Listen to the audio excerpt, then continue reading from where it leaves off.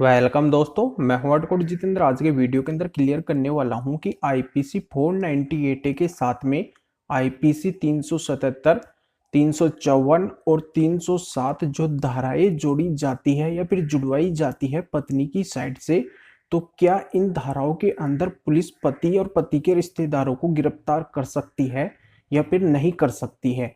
आखिर होता क्या है यहाँ पे, रियल फैक्ट हर किसी को पता नहीं होता है, इसलिए पति और पति के रिश्तेदार काफी परेशान हो जाते हैं। तो क्या उनका परेशान होना वाजिब है या फिर वो बिना वजह ही परेशान हो रहे हैं? आखिर इन सेक्शन से पति के ऊपर, पति के रिश्तेदारों के ऊपर क्या प्रभाव पड़ता है? क्या ये धाराएं काम करती है या फिर नहीं करती है? होता क्या है, बिल्कुल रियल फैक्ट इस वीडियो के अंदर मैं क्लियर करूंगा, तो बिल्कुल अंत तक आपको ये वीडियो देखना है, पूरी जानकारी आपके समझ में आ जाएगी। उससे पहले बता दूं, इस चैनल को सब्सक्राइब नहीं किया है तो सब्सक्राइब भी कीजिए, बेल आइकन दबाइए, वीडियो को लाइक करके शेयर कर दीजिए। मेरे से अगर बात करना चाहते हैं, कोई भी लीगल प्रॉब्लम है, तो वीडियो के डिस्क्रिप्शन में नंबर दिए गए हैं, अपॉइंटमेंट लेकर डायरेक्ट कॉल के ऊपर मेरे से बात कर सकते हैं, अपनी लीगल प्रॉब्लम का सॉल्यूशन पा सकते हैं। तो चलिए शुरू करते हैं।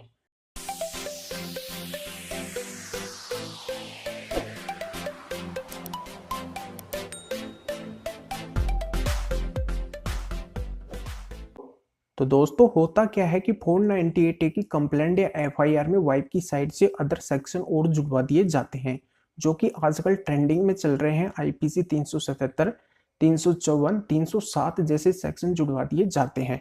जब हस्बैंड को इन सेक्शन का पता चलता है, वो पता करता है कि इन सेक्शन का मतलब क्या होता है, तो वो काफी घबरा जाता है, उसकी टेंशन होने लगती है। वो सोचने लगता है कि पुलिस अब उसको गिरफ्तार करेगी, इसलिए वो डर डर के जीता है। तो यहाँ पे डरना भी वाजिब है, क्योंकि उसको पूरी जानकारी नहीं होती है। वो सोचता है कि ये सेक्शन यूज किए गए हैं, जबकि उसने ऐसा कुछ किया ही नहीं है, फिर भी ये सेक्शन लगाए गए हैं, तो वो फंस चुका है, ये वो सोचने लगता है। पर यहाँ पे डरने की आवश्यकता नहीं है। अगर आपने ऐसा कुछ किया ही नहीं है तो बिल्कुल भी डरने की आवश्यकता नहीं है, पुलिस आपको गिरफ्तार नहीं करने वाली है।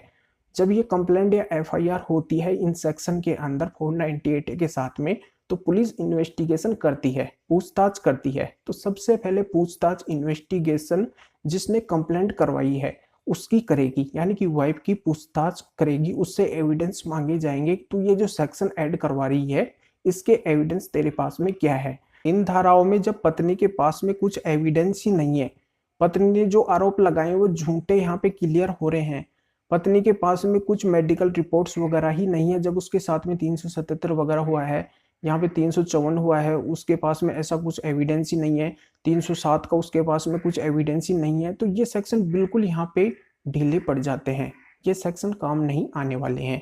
अब यहाँ पे पत्नी का इन्वेस्टिगेशन की प्रक्रिया पूरी हो जाती है, तो फिर नंबर आता है पति के इन्वेस्टिगेशन का। फिर पुलिस करती है पति का इन्वेस्टिगेशन, पति के विटनेस का इन्वेस्टिगेशन होता है, पति से पूछताछ की जाती है। अगर पति यहाँ पे निर्दोष है तो बिल्कुल वो अपनी बात पुलिस के सामने रख सकता है, पुलिस को बता सकता है कि उसके ऊपर आईपीसी 377 जो लगी है, अप्राकृतिक सेक्स का जो उसके ऊपर आरोप लगा है, तो वो ऐसा क्यों करेगा? वो तो उसकी वाइफ है, वो ऐसा क्यों करेगा? यहाँ पे वाइफ के पास में उसके क्या एविडेंस है? जब वाइफ के पास में उसके कुछ एविडेंस ही नहीं है, तो उसके ऊपर लगा ये आईपीसी 377 हटा दिया जाना चाहिए। यहाँ पे वो अपनी बात रख सकता है।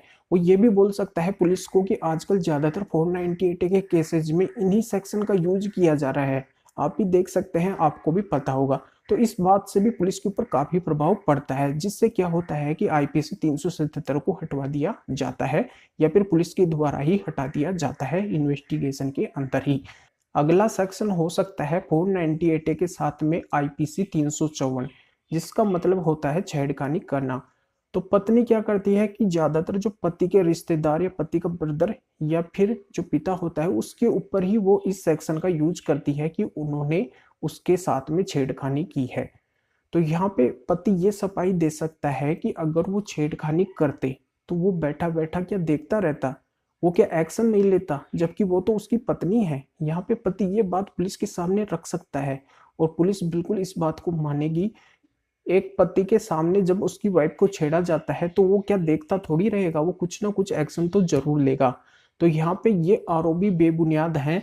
यहाँ पे पति ये पुलिस के सामने क्लियर कर सकता है, जिससे क्या है कि आईपीसी 354 हटा दिया जाएगा। या फिर पति के कोई रिश्तेदार का नाम है, जैसे ब्रदर का नाम है, वो पति से दूर रहता है, पति के घर से दूर रहता है, कहीं और दूसरे मकान या घर के अंदर रहता है, फिर भी उसके ऊपर आईपीसी 354 पत्नी के द्वारा दर्ज करवाई गई है, तो यहाँ पे पति ये सफाई दे सकता है कि वो बंदा तो काफी दूर रहता है, यहाँ पे उसका ये एविडेंस है, ये रेजिडेंस है, ये विटनेस है, तो यहाँ पे वो इस तरीके से क्लियर करके आईपीसी 354 को पुलिस इन्वेस्टिगेशन में ही हटवा सकता है, जिससे आगे कोई दिक्कत नहीं आएगी, ये सेक्शन हटा दिया जाएगा और पुलिस इन सेक्शन में ऐसे कोई गिरफ्तारी वगैरह नहीं करने वाली है। अब इसमें अगला सेक्शन हो सकता है आईपीसी 307, जिसका मतलब होता है अटेम्प्ट टू मर्डर, यानी कि पत्नी की मृत्यु कारित करने की कोशिश पति के द्वारा, पति के रिश्तेदार के द्वारा करना, इसलिए वो आईपीसी 307 498 के साथ भी जुड़वा देती है। तो यहाँ पे पति पुलिस के सामने ये सफाई रख सकता है कि अगर उसके साथ में ऐसी कुछ कोशिश की जाती आईपीसी 307 के अंदर, तो क्या उसको ऐसे ही छोड़ दिया जाता? फिर वो बच के कैसे निकल गई? अगर उसके साथ में ऐसा कुछ किया गया है, वो तो अकेली थी, अगर उसके साथ में ऐसा कुछ किया जाता है तो वो बच के कैसे निकल सकती है? यहाँ पे ये बात अगर पति वहां पे क्लियर करता है तो बिल्कुल यहाँ पे आईपीसी 307 को भी हटा दिया जाएगा और पुलिस के द्वारा बिल्कुल माइंड से सोच समझ के इन्वेस्टिगेशन किया जाता है, घटना स्थल को देखा जाता है। जब पुलिस को ऐसे कोई सुराग, एविडेंस या विटनेस ही नहीं मिलते हैं तो ये सेक्शन आगे काम नहीं कर सकते हैं, इसलिए पुलिस इन सेक्शन को पहले ही इन्वेस्टिगेशन के अंदर ही हटा देती है और फिर चार्जशीट बना के और कोर्ट के अंदर पेश कर देती है। तो ये सेक्शन ज्यादातर पुलिस के द्वारा पुलिस इन्वेस्टिगेशन में ही हटा दिए जाते हैं। तो यहाँ पे पुलिस से आपको कभी भी नहीं डरना है, पुलिस यहाँ पे कोई आपके साथ में गलत नहीं करने वाली है। अगर आपकी यहाँ पे गलती नहीं है तो पुलिस आपका बिल्कुल साथ देगी और ये पुलिस का कर्तव्य भी होता है, पुलिस आपका जरूर साथ देती है। अगर आपकी गलती नहीं है तो यहाँ पे आप इस तरीके से पेश आए जो मैं यहाँ पे वीडियो में बता चुका हूँ, तो डेफिनेटली आपके ऊपर जो ये अदर सेक्शन जुड़े हैं ये इन्वेस्टिगेशन के अंदर ही पुलिस के द्वारा हटा दिए जाएंगे। पुलिस यहाँ पे कोई डरा धमकाती नहीं है, इस तरीके से आपको परेशान नहीं करेगी। अगर आप पुलिस का अच्छे से कोऑपरेट करते हैं, पुलिस का साथ देते हैं, तो बिल्कुल आपको परेशान नहीं करेगी और ये सेक्शन हटा दिए जाएंगे और आगे आपको कोई भी प्रॉब्लम नहीं आएगी।